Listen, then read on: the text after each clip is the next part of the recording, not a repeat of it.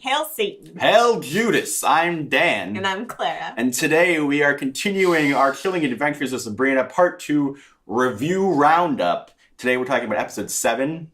The Miracles of Sabrina Spellman. Yeah, this was a good one. They've been on a streak, I think. Yeah, and also I just want to keep watching, which is a good sign. Yeah, they're getting us in the zone where I'm like, we have to wait till tomorrow to watch more because of these stupid videos. I'm still stressed out about that jump scare. Oh yeah, with the woman in white or whatever. Yeah, that was a good one. And I liked the scarecrow monster thing too.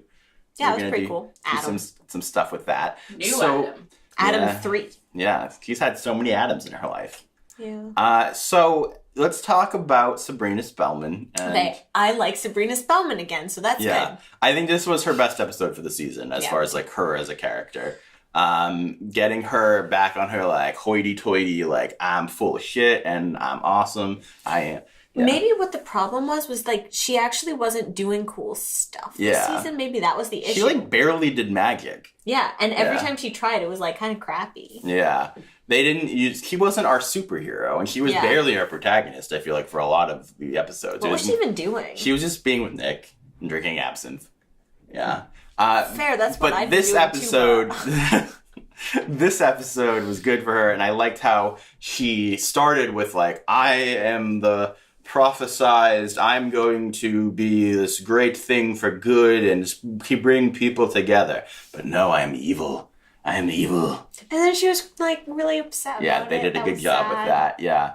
She made Roz not blind anymore, and there was a great, great line of dialogue in which Roz said, if I go to the blind school, I'll never come back. I'm afraid I won't ever come back. Because that's what happens. Never go to Perkins School for the blind kids, because you'll never get out. It's the end of the world. Blind people are just trapped with blind people, and there's nothing That's a local reference to the greater Boston area. Well, it's not that low. It's a very well-known school. This is an international It's a very well-known school. So yeah, that was a dumb line. The other dumb things going on here are that Harvey just like decided to go back to the mines again. And we were talking about it, and we figured out after a great deal of discussion, like, oh, well, like, probably he's going there because he has some thoughts about, like, what Dark he's seen. Phoenix. Dark Phoenix probably told him to go to the mine. Yeah. I don't know, like, there was something that made sense for him. We just missed, I feel like, a somewhat vital step where it's like, I know he saw what happened with Sabrina and that freaked him out and he wanted to be proactive. Right. I don't know why that just like, why he thought the proactive thing to do would then go back to the mines where he saw a monster. Why did he think that would help Sabrina? Right. No, it's weird. We missed something. I mean, I like what it ended up with, that they actually found something of importance and that it affected Sabrina. But what you gonna do? What else did we have? So we had Zelda with her magic. Creepy. Yeah. I think they did the scene with the mouse. I like mice, and they killed it, and I was really sad. And I think that's the saddest. That's the greatest tragedy, more so than Adam. Yeah, I mean, it affected me more. Fair. I mean, Lilith's reaction affected me more, I guess, than the mouse, but not more viscerally. Also, I just want to give a shout out to Hilda in this episode. Oh, so good. Her comedic timing is so good. Like, he got some amazing physical comedy, some amazing lines, just really great stuff. Yeah, incredible. I think she was the strongest actor in this. Yeah. And then poor Nicholas. God, I love Nick so much, you guys. So he does bottom of the ocean, bottom of the dumpster. Nick, throw me a party. Okay. Nick, I'm a prophet now. Okay. I don't know what this means for us, but if it makes you happy. What does this mean for us? I don't know. I'm jumping off a cliff. Okay. If that's really what you want, dear. Nick is the purest soul in the show. So, yeah, Saint Nick. Nick is kind of a problem. Saint Nick. Saint Nick is kind of a problem. No. Okay, so like I like him. I enjoy watching him now, to be clear. But on a writing level, Saint Nick is a problem. Never. Because he was supposed to be the one that was like tempting her into the darkness, which is why Lilith was. Oh my God, Harvey was Satan. The whole time Lilith was pushing her away from Harvey and towards Nikki. Especially when you see episode 4 was when she was like, stay with Nick, that's a good idea. And then the holiday special, she pushed her away from... maybe it's just because Nick isn't standing up to her. I think the idea was he's like supposed to represent her. He's supposed to represent the dark witchy side. He's not actively leading her. I guess Lilith had some like internalized misogyny and was like, yeah, he'll do it, and instead she just did it herself, and Nick didn't stop her. Yeah, so I liked how you were like, she's leading Nick down the path of night.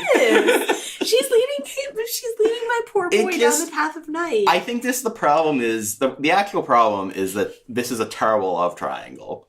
Because when they're both just like super adorable, like nice little boys who want to do anything to help her, there's no like choice here. Well, okay, and the best thing is that the one who's supposed to be like the original good boy is like at least has some enough outside character that he's like, no, Sabrina, why did you bring back my dead brother and make him into a zombie? That's terrible. Stop it. Yeah. Nick is like, you got us expelled and it's all I had left. And Sabrina's like, that's not my fault. And Nick was like, okay. Like, I'm sorry. I was just drunk. I'm sorry.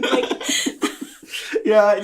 I feel like they needed to separate their characters more than they have. I mean, yes, okay. One of them was raised by a wolf and one of them wasn't. Nick is flirtier and more arrogant and pompous or whatever. But at the end of the day, 90% of what he does is, what does Sabrina need right now? I must help her. The bottom of the Bermuda Triangle. Also, I'm still like, okay. Also, why was he going through the dumpster and Sabrina was literally just sitting at the bar drinking? More importantly, if Sabrina can magically make a box appear, why couldn't she just make them rat appear? She didn't know where it was. No, she just needed to know what it looked like. She asked what the box looked like. So here's the other thing. It's a mouse. It's gray. As hot as it was that Nicholas came out of the bathtub that way, right? That's some hot shit. Sabrina really should have been the one to go underwater. Sabrina should have been another fight a mouse too. Well, no, I'm saying specifically. Because Jesus walked on water and she could have walked at the bottom of the ocean. That's true. And that would have made sense. Yeah. Just saying. No, if you want to hire me, I don't have any juice left. Yep, that's what hiring is. So, any other points? What did we miss about this episode, Olivia? Probably a lot. Honestly, this one wasn't as packed as some of the most recent ones. I mean, that last one was so packed. Yeah. Father Blackwood's a dick. Oh yeah, let's talk. Oh, we didn't talk about Ambrose at all. Ambrose, we keep forgetting. Well, that's because they're giving him like 2 minutes of screen time. Okay, here's the thing. It's like, it was a weird season so far for Ambrose because, like, yes, they gave him stuff to do, and I think the actor performed it well. Yeah. But it was mostly just like he's in peril, not like he has any sort of character arc to go through himself. Right. And like, I never thought that they were actually going to kill Ambrose. Well, and it's weird because he has all this stuff that should be affecting him a lot, and you can tell that it is because the actor's doing a good job. Yeah. But then we never see him, so like his boyfriend died. We don't get enough time to focus on that because now the anti-pope is dead. Yeah. And then we don't get enough time to focus on that because now Sabrina's the anti-Christ. And now, do you think we'll get a new anti-pope, or just be like, oh, off in the corner there's a new anti-pope, we're not going to talk about it?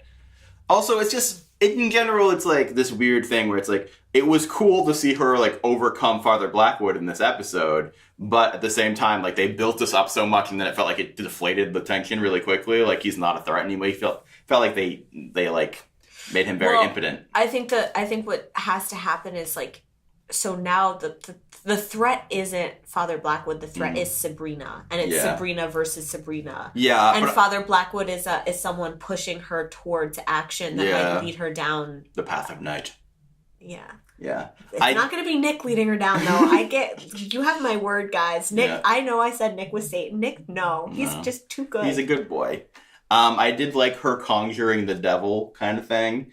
And let's talk also about Prudence, because I think Prudence was interesting in this episode. Because she was kind of annoying, and then it was more complex. Yeah. Right? Because she would be like, I know, Brady, what are you doing, Sabrina? Yeah. And I'm going to tell the council to have you get killed. And then she was like, what is she? Yeah, it's interesting. She's playing both sides in that was creepy. Mm-hmm. She's playing both sides in a cool way. Well, also because she's the one who noticed that Sabrina conjured the devil, and she didn't say anything. Right. So that was interesting. Yeah, also very Draco. Yes. She's a very Draco. She doesn't want to disappoint her dad. Yeah. but also doesn't want to be too bad. Yeah.